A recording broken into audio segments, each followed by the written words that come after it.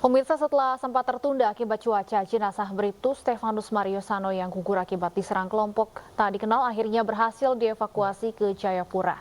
Dan perkembangan terbaru mengenai penembakan polisi oleh teroris KKB sudah bersama kami Kapolres Pegunungan Bintang AKBP Cahyo Soekarnito. Selamat sore Pak Cahyo, sudah bisa bergabung bersama kami? Selamat sore Mbak Stefani, Mas Abraham. Selamat sore Pak. Baik, Pak Cahyo, bagaimana situasi keamanan di kawasan Pegunungan Bintang saat ini?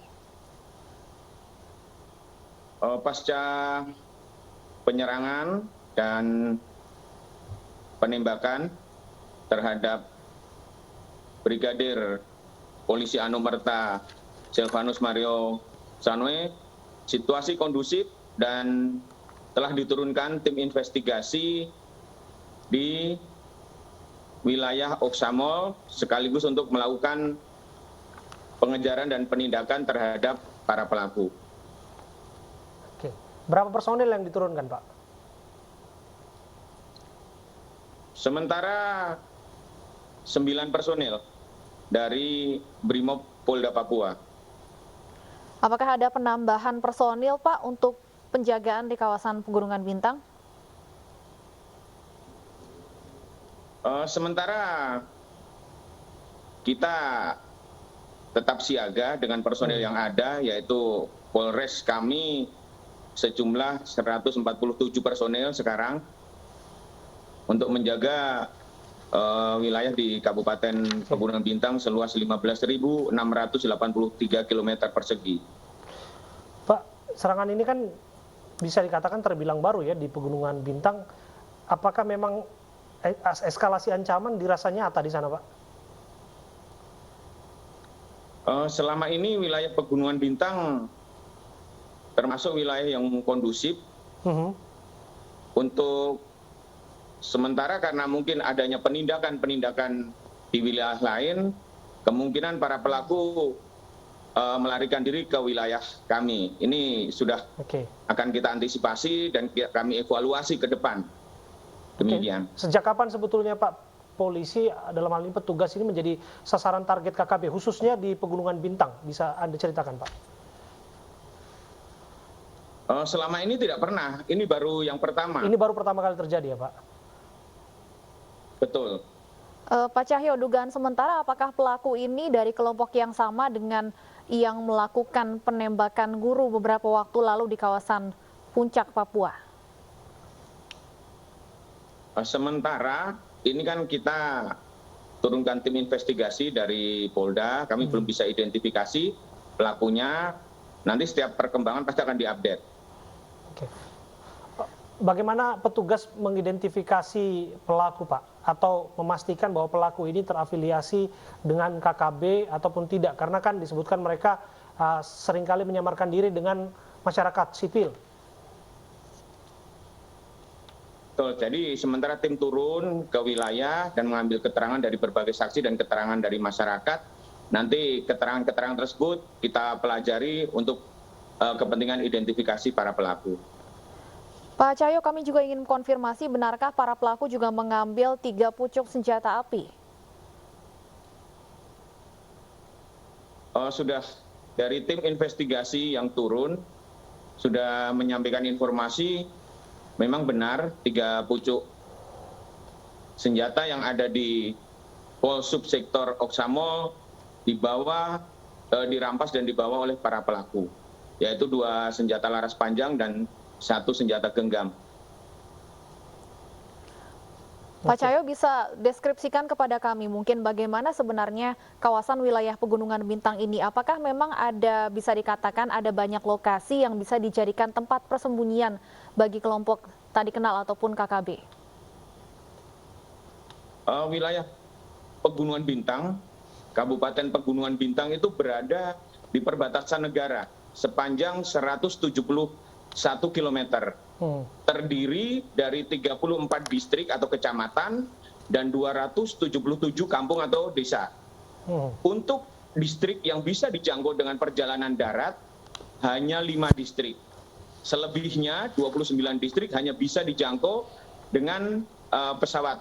Nah, itu pesawat-pesawat perintis atau pesawat kecil.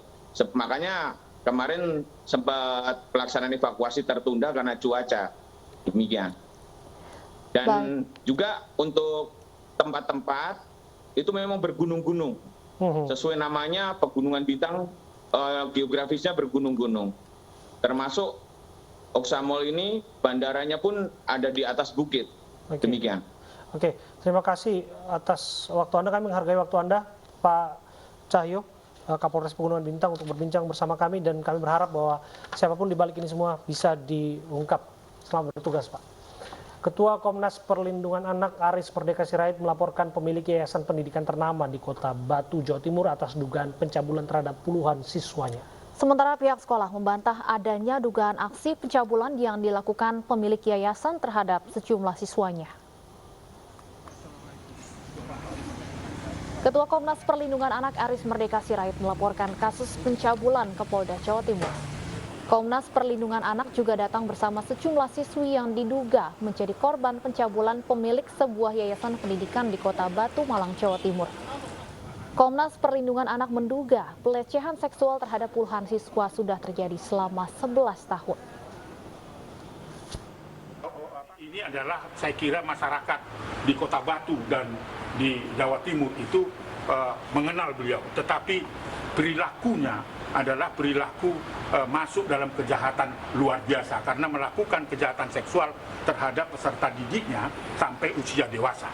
Jadi artinya bukan hanya sekali dilakukan, tetapi berulang. Karena perilaku kejahatan seksual itu dilakukan bukan hanya di tempat di mana anak itu dididik, tetapi juga dilakukan di luar negeri ketika mereka melakukan kunjungan-kunjungan ke luar negeri. Sementara kepala sekolah yayasan yang dituduhkan membantah adanya kekerasan seksual terhadap sejumlah siswanya.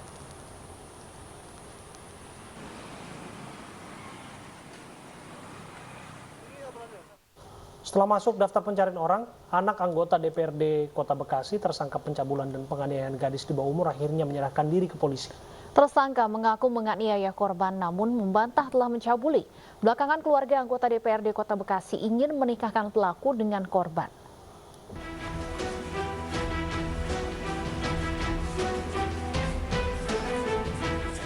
Anak seorang anggota DPRD Kota Bekasi tersangka pencabulan dan penganiayaan gadis di bawah umur dihadirkan dalam rilis di Polres Metro Bekasi Kota. Pria 21 tahun ini sebelumnya masuk daftar pencarian orang setelah ditetapkan menjadi tersangka oleh polisi dan mangkir dari panggilan penyidik. AT menyerahkan diri dengan diantar keluarga dan pengacaranya. AT mengakui perbuatannya telah mencabuli korban berulang kali di sebuah rumah kos kawasan Rawalumbu, Kota Bekasi. Korban juga mengaku disekap dan dianiaya hingga trauma yang membuat orang tua korban marah dan melaporkan AT ke polisi. Pak, jadi karena saya dengan dia terlalu dekat, mungkin saya pacarnya dia kan, tapi emang udah saling hubungan sayang-sayangan. Tapi saya selama ini nggak pernah ngucapin perasaan saya ke dia, Pak. Nggak pernah diungkapkan ya? Nggak, Pak. Untuk persetubuhannya memang betul ada ya, terjadi ya? Ada, Pak, kalau itu, Pak. Karena saya sama dia tinggal bareng. Ya. Orang tuanya tahu nggak? Orang tuanya tahu, karena waktu itu pernah ngejemput dia di kosan. Tidak, nggak pernah saya sekap, Pak. Kabar penyekapan nggak ada ya? Bukan pernah sekali, karena perjanjian awalnya saya mau nemenin dia main micet, BO, tapi asal jangan sama teman saya. Tapi di saat itu saya sadap WA-nya dia dan ketahuan dia pernah BO sama teman saya gampar, dia nggak mau ngaku. Sementara itu polisi masih mendalami dugaan tersangka menjual korban untuk prostitusi, sedangkan korban trauma akibat kejadian ini. Tersangka tidak mengakui melakukan kegiatan menjual daripada korban kepada orang lain. Berarti hanya pencabulan aja kan? Nggak penyekapan dan penjualan anaknya itu nggak ada ya? Tidak ada. Nanti itu akan kita kembangkan, karena ini baru pemeriksaan awal. Korban saat ini mengalami stres dan dilakukan pendampingan oleh KPAD dengan koordinasi daripada Polres. Namanya beliau juga masih di bawah umur sehingga terganggu oleh kestabilan daripada emosinya. Polisi menyita sejumlah barang bukti diantaranya celana dan pakaian milik korban. Sementara tersangka kini harus mendekam di sel tahanan Polres Metro Bekasi Kota. Dirinya dijerat dengan Undang-Undang Perlindungan Anak dengan ancaman hukuman 15 tahun penjara. Polisi mengungkap pembunuh wanita di kamar hotel di kawasan Menteng, Jakarta Pusat berniat merampas harta korban. Tersangka yang berprofesi sebagai satpam berkenalan dengan korban melalui aplikasi percakapan MiChat.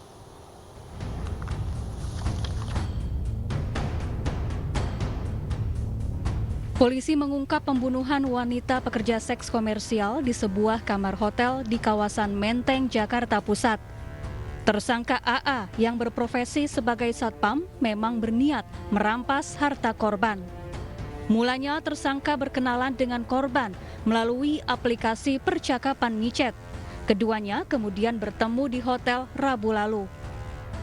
Usai berkencan, pelaku merampas uang korban, kemudian mencekik leher korban hingga tewas. Ternyata saudara AA berencana mengambil barang milik saudari Iw, rencana dengan diuangkan dan hasilnya akan digunakan untuk judi online. Untuk mempertanggungjawabkan perbuatannya, tersangka dijerat pasal berlapis dengan ancaman hukuman maksimal pidana mati. Dari Jakarta, Luis Ayu, Rizky Ihwal, iNews melaporkan. Seorang pekerja tewas tertimbun di dalam sumur di Jemberana, Bali. Evakuasi jenazah berlangsung dramatis. Tim Basarnas harus menimba timbunan pasir agar bisa mengangkat korban dari lubang sumur.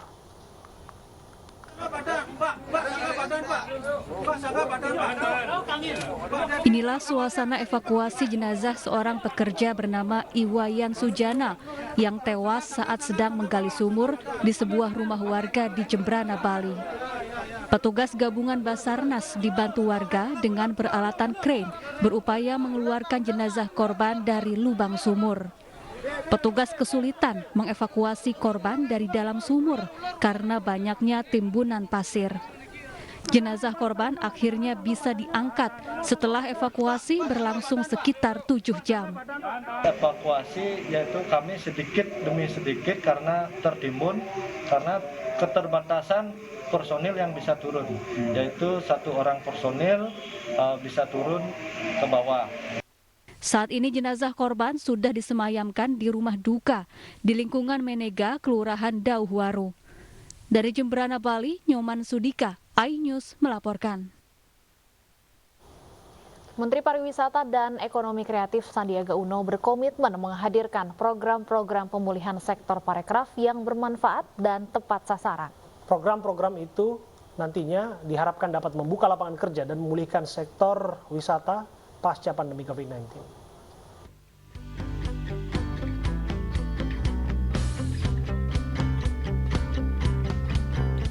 Pelaku usaha pariwisata dan ekonomi kreatif Jawa Timur berkesempatan bertatap muka dan berdialog dengan Menparekraf Sandiaga Uno di Museum Panji, Kabupaten Malang.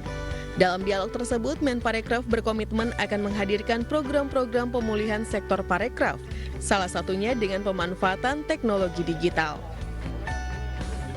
Nah, kami akan hadir dengan program-program yang meningkatkan keterampilan dari para pelaku usaha ini untuk mereka bisa beradaptasi khususnya di bidang teknologi digital dan juga protokol kesehatan. Kita ingin mereka mampu untuk mengambil peluang-peluang agar mereka menjadi pengusaha yang naik kelas di masa depan. Tak hanya berdialog dengan pelaku pariwisata dan ekonomi kreatif, Menparekraf juga menemui Gubernur Jawa Timur Khofifah Indar Parawansa di Gedung Negara Gerahadi, Surabaya. Pertemuan ini membahas pemulihan sektor pariwisata di Jawa Timur, salah satunya dengan menambah serta memperluas pemanfaatan dana hibah bagi sektor parekraf dan pengembangan kawasan ekonomi khusus Singosari yang terletak di Kabupaten Malang. Tim Liputan iNews melaporkan. Untuk pertama kalinya, Makedonia tampil di kompetisi Euro 2020. Informasi seputar Euro 2020 akan kami hadirkan usai jeda berikut.